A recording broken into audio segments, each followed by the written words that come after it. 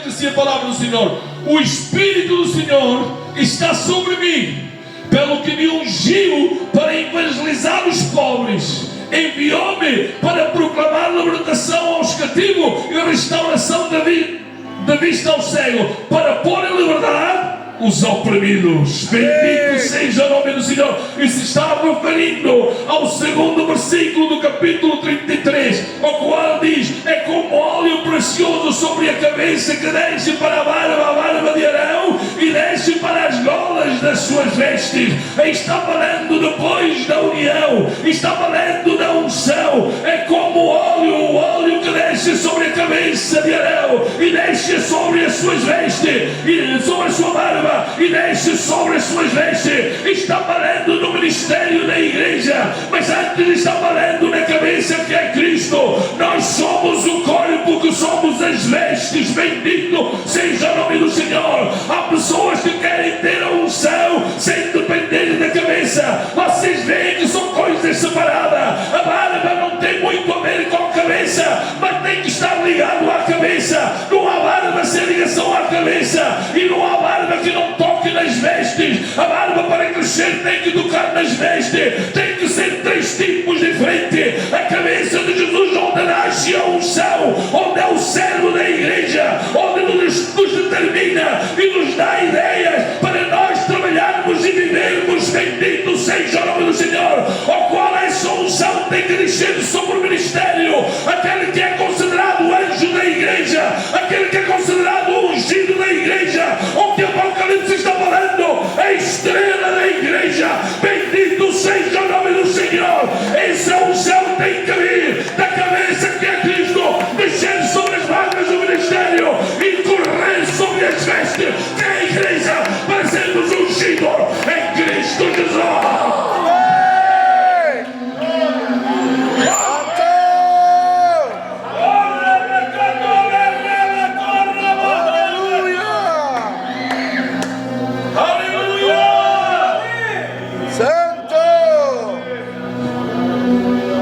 Por vezes confundimos termos o Espírito de Deus e sermos ungidos. O próprio Jesus teve que dizer: o Espírito de Deus está sobre mim e me ungiu. O ungido é o escolhido, é o seu tempo, é o propósito. O ungido, meus amados irmãos, é quando Deus toma alguém e o toma para um serviço exato, para fazer aquele trabalho ao qual Ele determinou. Aleluia. Você pode viver uma vida inteira com o Espírito Santo de Deus na sua vida e nunca se deixar administrar por Ele, e nunca ser uma vida ungida. Ser sempre alguém que faça com que o Espírito Santo esteja retido na sua vida, em que você não lhe dê liberdade, porque Ele o incentiva a você ter uma união, mas você não quer. E Ele, como é cavalheiro, não obriga ninguém. E você consegue ser uma pessoa irretida, entristecendo o Espírito Santo, e o Espírito Santo viver submetido, porque diz a Bíblia que o Espírito está sujeito ao profeta, e ele está sujeito sobre a sua decisão, porque Ele nos fez com livre-arbítrio. Nós, meus amados irmãos, somos da livre escolha. O Espírito Santo não nos obriga a fazer nada. Tudo o que temos que fazer é por livre vontade, e quando Ele nos incentiva, e quando nós tomamos a posição, e quando nós nos pomos nas mãos dEle, então Ele conta conosco, e ao seu tempo Ele pode fazer de nós um escolhido para um determinado trabalho, da forma que Ele entenda e que Ele queira, porque Ele é o bom, Ele é o Rei, Ele é o soberano. Usa quem quer e quem se deixa usar, em nome do Senhor. Glória a Deus. Ai, Deus. Santo. Você vê às vezes alguém que o homem é tão usado, por quê?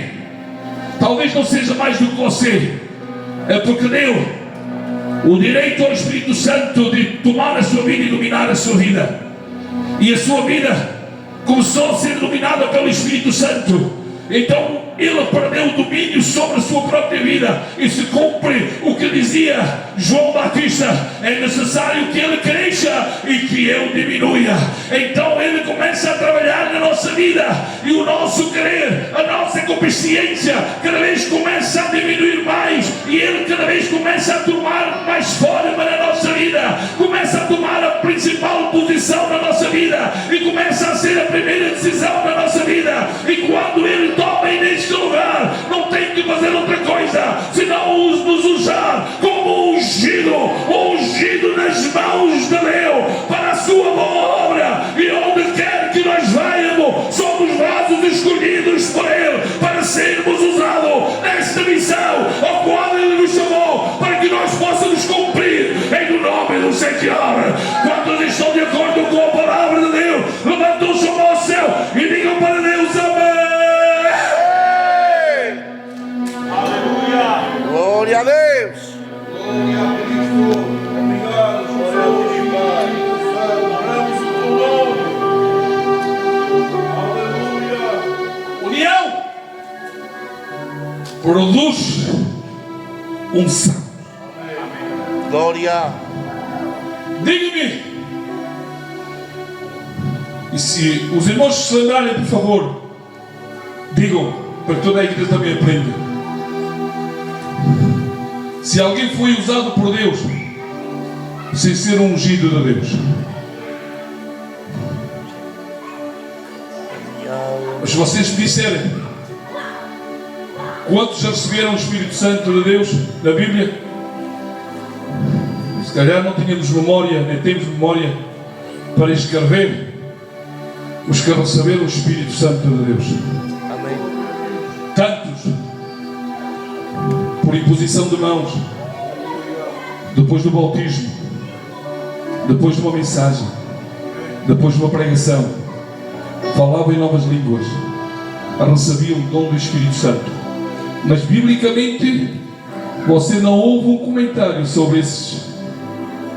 Biblicamente não há uma ação nem uma atitude feita por esses. Mas os poucos que Deus ungiu, Deus os tomou. Glória a De Deus. tal forma que os propósitos de Deus foram feitos, que homens pagaram em uma queixada de jumento tomado pelo Espírito Santo de Deus e mataram 1000 homens. Homens que foram tomados de tal maneira, meus amados irmãos, e com 300 homens derrubaram um dos maiores exércitos daquele tempo. Com quê? Com cântaros e tochas acesas. Glória a Deus. Com o sangue do Espírito Santo, meus amados irmãos, homens venceram leões, rasgaram os leões pelas suas barbas como se rasga um cabrito. Ursos foram rasgados, ungidos por Deus, porque a única diferença que há é quando a unção de Deus vem sobre nós, quando somos vasos escolhidos por Deus e a unção de Deus nos toma.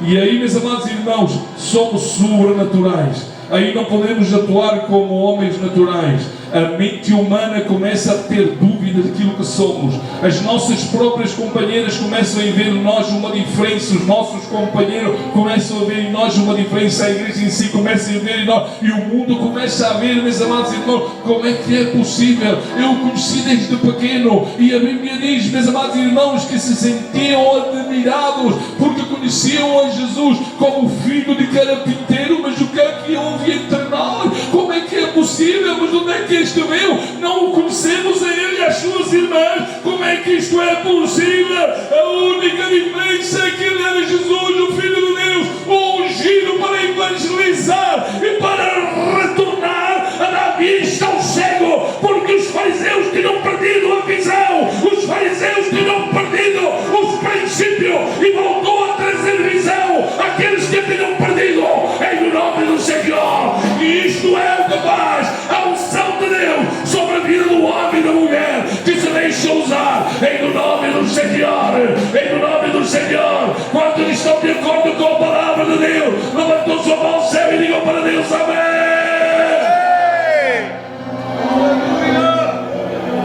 Glória a Deus. Poderíamos continuar a falar, Pastor José, Santo. de uma forma tremenda, A união produz a unção. A unção produz o quê? Produz a bênção. Cedemos fácil. Pastor Manolo, fácil. Que bom, que agradável ver os irmãos unidos. Fala sobre a unção. E está falando no terceiro versículo sobre o quê? Responsável sobre a bênção. É como o orvalho de Hermon que desce sobre os montes de Sião, e ali ordena o Senhor a sua bênção e a vida para sempre. Amém. Não está falando do Monte Hermon, Paulinho.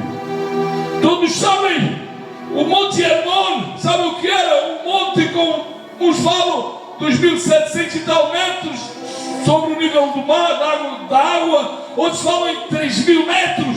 Nessa volta teria o Monte Hermon. O Monte Hermon era tão grande, tão poderoso, que era o monte mais alto da Síria. Nevava todo o inverno sobre ele, como sabem, e ali permanecia a neve. E depois, meus amados irmãos, quando chegava a primavera, o que é que fazia? Aquela neve se tornava em orvalho. Orvalho, alguns dizem na língua portuguesa, que eram, meus amados irmãos, pequenas gotas de água, onde eles chamavam de chuva miudinha, e outros até lhe chamavam de bálsamo. Bendito seja o nome do Senhor. Era essa neve que era posta naquele monte, onde no inverno todos olhavam com angústia, porque estava frio, estava gelo, e ao longe podiam contemplar. Mas quando se tornava ali na primavera, meus amados irmãos, diz, meus amados irmãos, que a Bíblia fala nos montes de Sião. E sabem o que é que significa para alguns estudiosos os montes de Sião? Está, meus amados irmãos, falando, significa lugar seco, ou chão ressequido. Bendito seja o nome do Senhor. Lugar seco, ou chão ressequido. Então aqui Deus nos está comparando como o orvalho que sai do monte de Hermon e vem sobre, meus amados irmãos, os montes de Sião. Os montes de Sião, ao qual significa para os humanos o monte seco, ou cinto ressequido.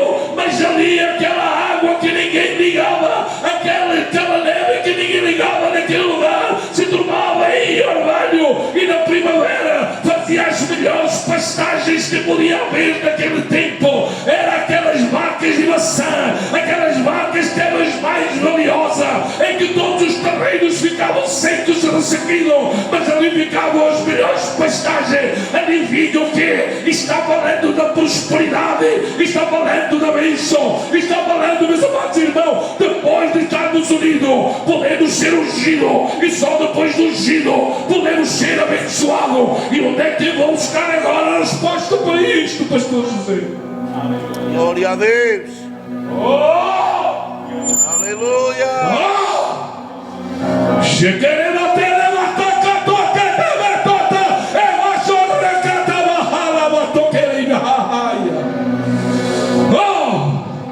Eu sinto o poder de Deus nesta noite. Glória a Deus. Alguém pode louvar a Deus nesta noite. Alguém pode falar com Deus. Alguém pode honrá-lo. Alguém pode levantar as suas mãos e glorificá-lo só por um minuto.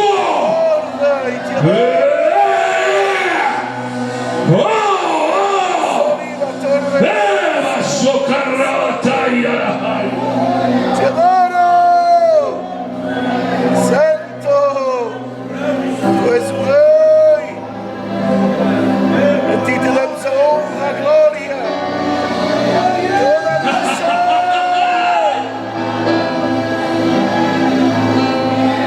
Deriva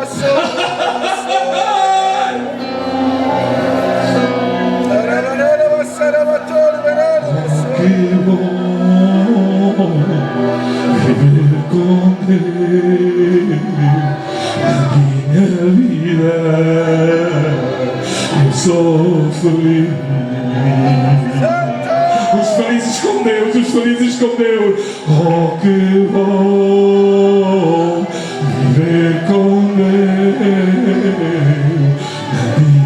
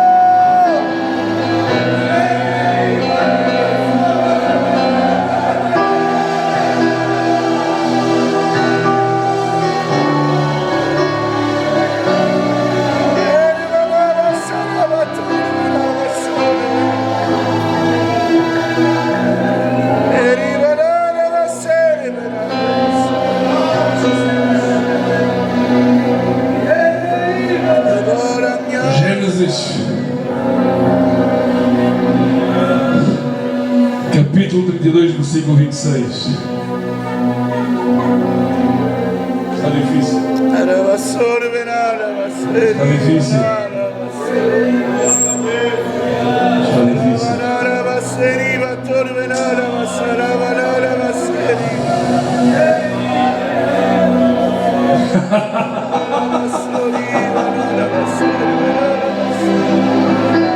Paz! Receba essa unção fresca. Receba. Essa unção fresca na sua vida. Receba. É de Deus. É o orvalho celestial que está descendo sobre a sua vida. Receba.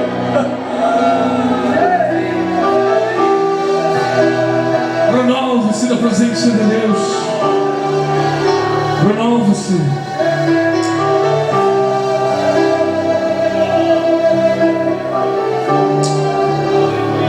Te adoro, Rei. És o dono da minha vida. Disse este: Ai, Deus. deixa-me ir, pois já rompeu o dia. Respondeu Jacó: não te deixarei ir, se me não abençoares. E no versículo 29 diz: e o abençoou ali. E agora faço uma pergunta à igreja. Penso que não precisa agora meditarmos muito. Jacó não era abençoado humanamente. 2 rebanhos, pastor Ezequiel. Desculpa, mas expressamos naquele tempo era prometido. 4 mulheres para deixar genealogia. 11 filhos. O que é que ele queria mais? A bênção de Deus. O que me adianta a mim, servos a Deus, ter a melhor vivenda do mundo, mas não ter a bênção de Deus na minha casa. Oh Deus! O que adianta a mim espalhar a bênção de Deus não está na minha casa.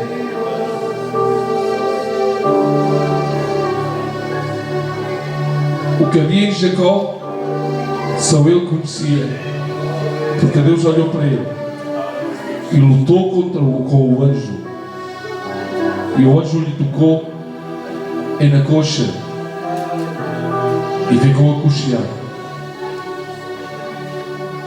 E diz: já não te chamarás mais Jacó,